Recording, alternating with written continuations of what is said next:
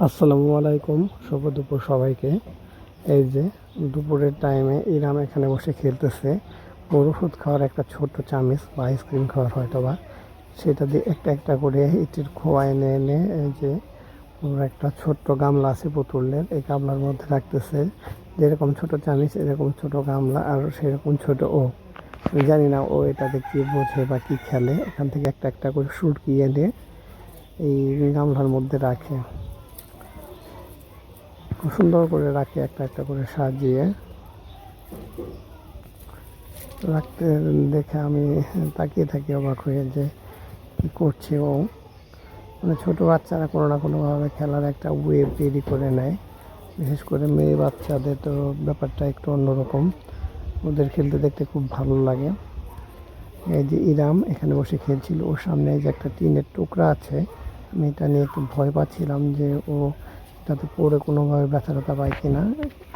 এই জন্য এই যে উঠে এই টিনের টুকরাটা এখান থেকে সরিয়ে দিলাম,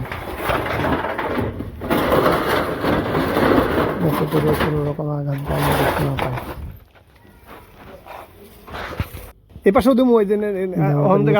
এদিকে ঘরের কাজ করছে, প্রায় 3 পাশের দেয়ালে গেঁথে ফেলেছে। এটা একদম সন্ধ্যার সময় ভিডিওটা করা, যখন একদম সন্ধ্যা হয়ে গিয়েছে।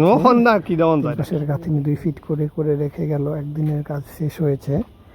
ভাইয়ের হাতের কাজ খুব সুন্দর, দেখতে বেশ ভালো লাগে। লেআউটের মধ্যে কাজগুলো হচ্ছে।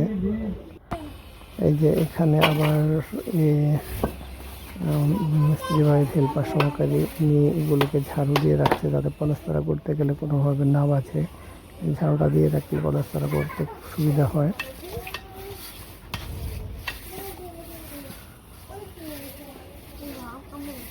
খুব সুন্দরভাবে বাড়ির কাজ সম্পন্ন হচ্ছে।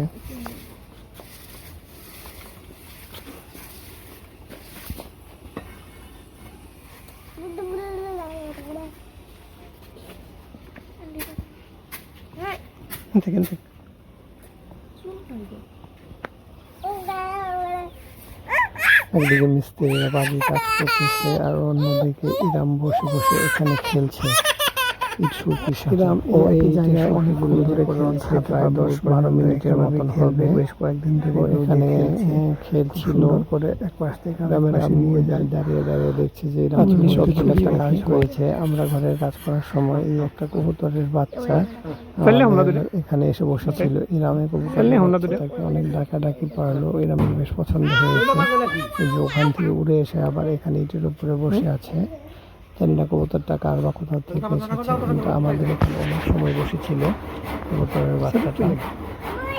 হয়তো বা কোনো সমস্যা হয়েছে উঠতে বা অন্য কিছুতে, নাহলে এভাবে বসে থাকার কথা না।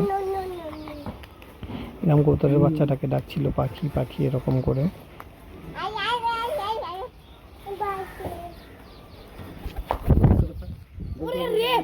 কবুতরটা ওখান থেকে উড়ে এসে প্রথমে আমার মাথার উপরে বসেছিল। এই ক্যামেরাটা যে সময় বন্ধ হয় এই সময়টাতে, পরে আবার ইরামের দাদুর হাতের উপরে এই যে এখানে বসেছে। ইরামের দাদু কবুতরটাকে সুন্দর করে ধরে রেখেছে।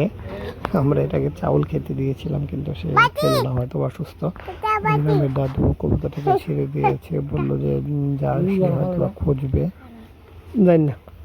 আমি দাদু দেখছিল অন্য কোনো কবুতর আশপাশে আছে কিনা। দেখুন